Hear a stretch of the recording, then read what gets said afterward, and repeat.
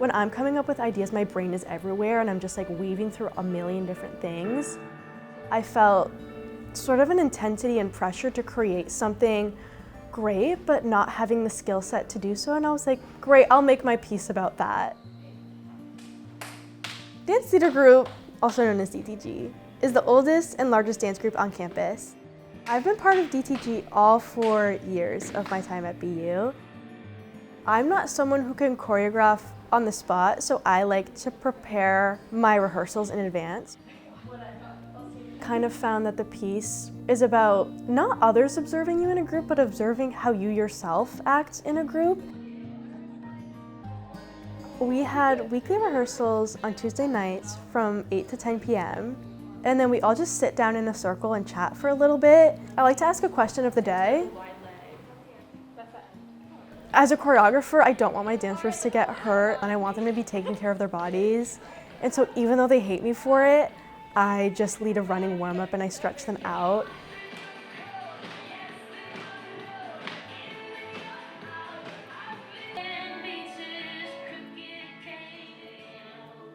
And then I give probably like 3 or 4 minutes for them to do their own thing. And then we'll usually review what we have. I'll clean what we have. I'll give them the new choreo. I'll see if they have any questions. We'll run the whole thing, record it, and then leave. Just stand up on the left. And something that's so awesome about my cast is they'll be like, oh, I like that. Oh, what if you did this? What if you did this? And it's helpful that they give me feedback because obviously it's my vision, but I want to make sure that it's coming across.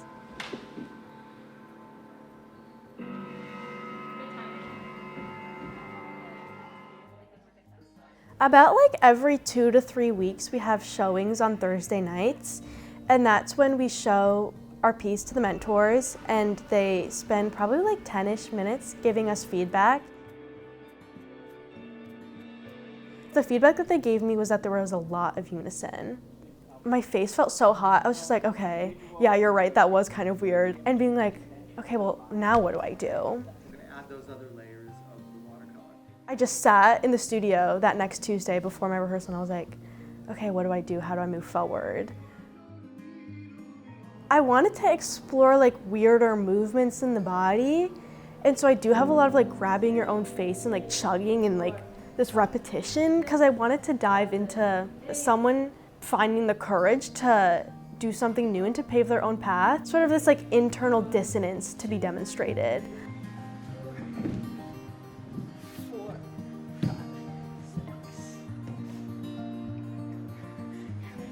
6. Sofia is a very flowy, gooey, technical dancer. She gave me this little solo in the middle of the piece and I was so embarrassed at first because solos are kind of scary, obviously, but it's a full section of just improvisation. So she put me in the center and said, this is gonna be whatever you want it to be, just be exploring your own body, your relationship to the people around you, really explore length and reaching and being internal.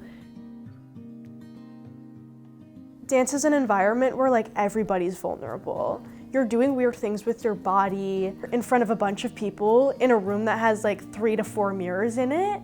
There's nowhere to hide when you're dancing. It's just you and a mirror and a stage and an audience.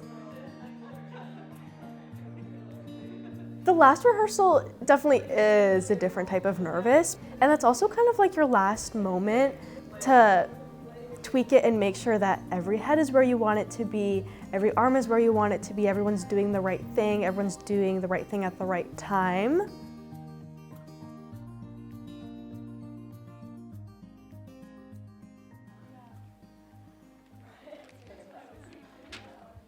After our 7th rehearsal, we start Tech Week, which means that we have 30-minute slots with our lighting designer to make sure that the lighting that we've come up with together works on the dancers when we do it on the stage.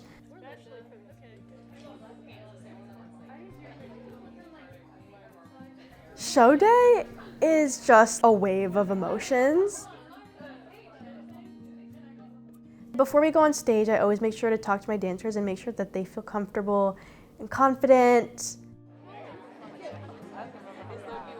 The moment of the curtains opening is just such a symbolic feeling of all these eyes are suddenly on you that weren't like literally a second ago, and you're building this piece in such a private space for so many months with these people you're so comfortable with, and then all of a sudden it literally is this flood of lights and eyes and attention.